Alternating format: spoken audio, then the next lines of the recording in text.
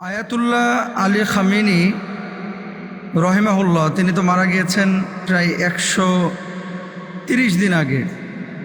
তো এই যে 130-31 দিন পরে তার জানাজা হচ্ছে, ইসলামী শরিয়া এই ব্যাপারটাকে কিভাবে দেখে, আর এ ব্যাপারে আসলে বিধান কি, যে জানাজা দ্রুত করা উচিত নাকি এভাবে ফ্রিজিং করে একটা নির্দিষ্ট সময় করলেও কোনো সমস্যা থাকে না। খুবই ইম্পর্টেন্ট একটা বিষয়। আয়াতুল্লাহ আলী খামেনির যে জানাজা নিয়ে আজকে প্রশ্নটা এসেছে, গ্যান্ডারিয়া থেকে এক ভাই করেছেন।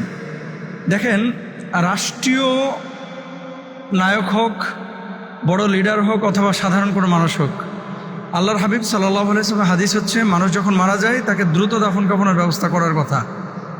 এখন আয়াতুল্লাহ আলী খামেনিকে কেন 131 দিন পরে জানাজা দেওয়া হচ্ছে? বাংলাদেশ থেকে দেখলাম এনসিপির নেতারা গিয়েছেন, জামাত ইসলামের বড় বড় লিডাররা গিয়েছেন, স্পিকার গিয়েছেন, সারা পৃথিবী থেকেই কিন্তু এভাবে মানুষ এসেছেন। মূল কারণটা কি, যে কেন এত সময় কালক্ষেপণ করা হলো? মূলত 3টা কারণ পাওয়া যায়। মানে আমি তাদের আর্টিকেলগুলো পড়লাম, ওই দেশের পত্রপত্রিকা, যে কি কারণ। আপনারা দেখেছেন যে যুদ্ধের প্রথম সময় কিন্তু আয়াতুল্লাহ আলী খামেনি তিনি শহীদ হয়েছেন ওই যে আমেরিকা এবং ইসরায়েলের আঘাতে। এখন 19 শাহাদাত বরণ করার পরে তারা কিন্তু যুদ্ধাবস্থায় প্রবেশ করেছিল। তো যেহেতু একজন রাষ্ট্রনায়ক, প্রসিদ্ধ রাষ্ট্রনায়ক তাদের, এখন সে সময় যদি জানাজা এবং দাফন কাফন করতে পারতেন, কিন্তু বিশ্ব লিডারদের সেখানে অংশগ্রহণ করাটা সম্ভব হতো না। বৈশ্বিক লিডাররা যেমন বাংলাদেশ থেকে গিয়েছে, এরকম সারা পৃথিবী থেকে মানুষ আসছে। তো এই একটা কারণে কিন্তু জানাজা দেরি করা হয়েছে, যেহেতু তারা যুদ্ধ অবস্থায় ঢুকে গিয়েছিল। আবার দেখেন, সে সময় যদি লক্ষ লক্ষ মানুষ কিন্তু এখানে একত্রিত হবে ইরানে, যেখানে তার জানাজা হবে। এখন এখানে 10 লক্ষ মানুষ একত্রিত হলো, উপর থেকে বোম্বিং করা হলো, লক্ষ লক্ষ মানুষের কিন্তু প্রাণের বিনাশ ঘটতো, হানি ঘটতো। এই জন্যও কিন্তু এটা তারা দেরি করেছে। এখন 131 দিন, দেখেন রাসূল আকরাম সাল্লাল্লাহু আলাইহি ওয়াসাল্লাম কিন্তু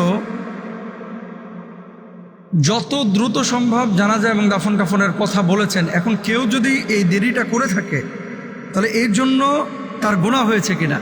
যদি আওয়াম বা সাধারণ মানুষ হয়, তার এক বিধান, রাষ্ট্রনায়কের বিধান আরেক রকম।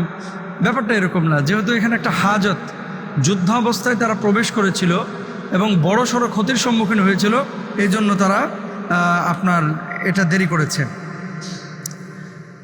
তারপর হচ্ছে শাহাদাতের পর রাষ্ট্রীয় নেতৃত্বের ধারাবাহিকতা এবং প্রশাসনিক স্থিতিশীলতা নিশ্চিত করার জন্য সরকার একটা অগ্রাধিকার চিন্তা চেতনা তারা লালন করেছিল, যে ওনার পরে যারা দায়িত্ব নিচ্ছেন সেই দায়িত্ব বন্টন এবং সাথে সাথে এই দায়িত্বের যথাযথ প্রয়োগ, বাস্তবায়ন, এটা যুদ্ধ অবস্থায় কিন্তু সম্ভব হয় না। এই জন্য তারা করেছেন। তাহলে 1 নম্বর হচ্ছে যুদ্ধ অবস্থার মধ্যে প্রবেশ করে ক্ষেপণাস্ত্র, বিমান হামলা, এটা আকাশ থেকে তারা কিন্তু করতে পারত, হাজার হাজার লক্ষ লক্ষ মানুষের ক্ষতি হতো।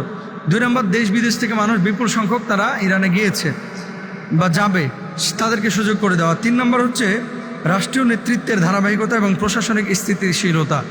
এই 3টা কারণে মূলত 131 দিন পরে জানাজার নামাজ হচ্ছে। এখন আপনারা যারা আমেরিকায় থাকেন, কানাডায় থাকেন, দেখেন এই বিষয়টা আয়াতুল্লাহ আলী খামেনিকে লক্ষ্য করে ঢালাওভাবে জায়েজ করার কিন্তু সুযোগ নাই। যত দ্রুত সম্ভব এটা দাফন কাফন করে দেওয়া, এটাই হচ্ছে নবীজি সাল্লাল্লাহু আলাইহি ওয়াসাল্লামের আদেশ এবং সুন্নাহ। আরেকটা বিষয় আপনাদেরকে বলি, যে এই জানাজাকে কেন্দ্র করে সারা পৃথিবীর মুসলমানদের ভিতরে একটা সফট কর্নার তৈরি হয়েছে। সবাই কিন্তু ঐক্যের কথা বলছি, সবাই ভালোবাসা মায়া দেখাচ্ছি। তারা আবার বাংলাদেশে এসে বা নিজ দেশে গিয়ে কিন্তু ইনফিরাতি ছোট ছোট বিষয় নিয়ে বিভাজন তৈরি করছে। এজন্য আসলে মুসলমানদের ওয়ান উম্মাহ কনসেপ্ট অ্যাকসেপ্ট করা উচিত। 2 নম্বর, সারা পৃথিবীর মুসলমানরা একটা দেহের মতো, এটাই ভাবা উচিত। আল্লাহ আমাদেরকে বোঝদান করুক।